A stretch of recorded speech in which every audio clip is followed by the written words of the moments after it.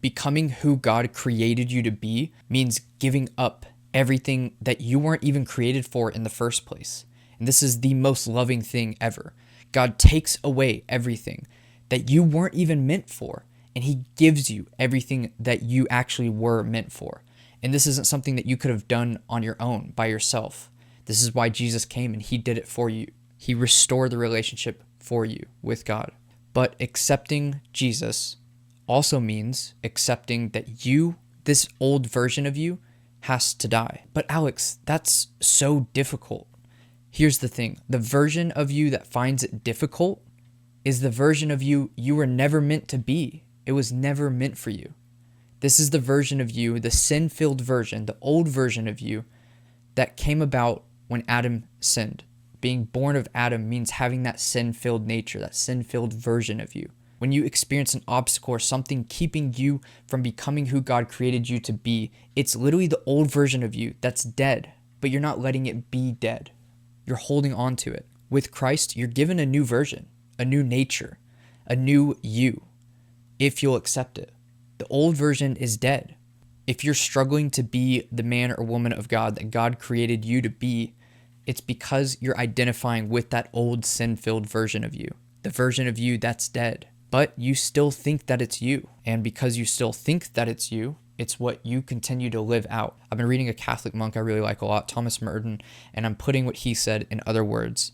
The pain you experience as you become a new version of you is proportional to how attached you are to the old version. It's the old version that's feeling the pain of becoming new. It's not the new version of you that's feeling the pain of becoming you. Becoming new isn't difficult. It's letting go of the old that's difficult, because that's actually a death. That's a realization of, this isn't me anymore. Everything that I thought was me isn't actually me. But that's only as difficult as you're attached to that part of you that's dying. And if you just let it be dead and go, that's actually not who I am, and you get in right alignment with who God actually says you are, it's beautiful. It's joy. Even if you go through hard things, it's like James 1 says, it's joy that you go through these.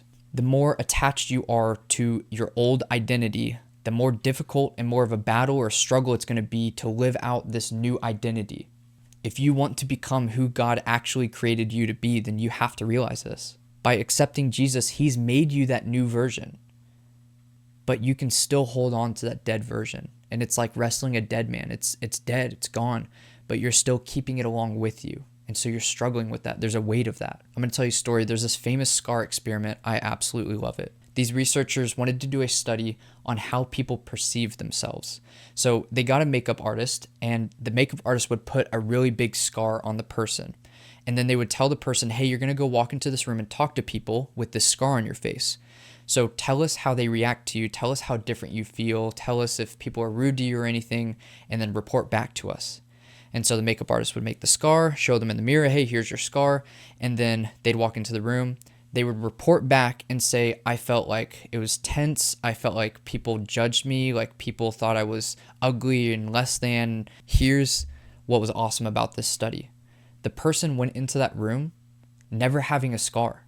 The makeup artist made the scar on them, showed them it in the mirror, and then the makeup artist said, oh, here's some moisturizer, and then wiped off the scar. So when they talked to these people, they thought they had a scar and they didn't. And so they were thinking, oh, this person's judging me, or it's more tense than it usually is because I have this scar now, and there was not a scar. They just thought that they had a scar. This experiment is so important to how we see ourselves. You think that you have a scar. You feel like you have a scar. You feel ugly. People are judging you. People are putting you down. You're putting yourself down. You feel broken. And that's all because you think you still have this scar. But the slate has been wiped clean. That's not who you are. The problem is that you don't believe that. You don't believe Jesus has actually made you new. You still believe, and you're still attached to this old identity. If you want to become the new version that God actually made you to be, that you were intended for, then you have to realize that you aren't that old version. You have to stop believing the lies that you are that old version. Jesus took care of all that. So live in this new version of who you were actually made to be and who you are at this moment. I love you guys. I hope this helps you. See ya.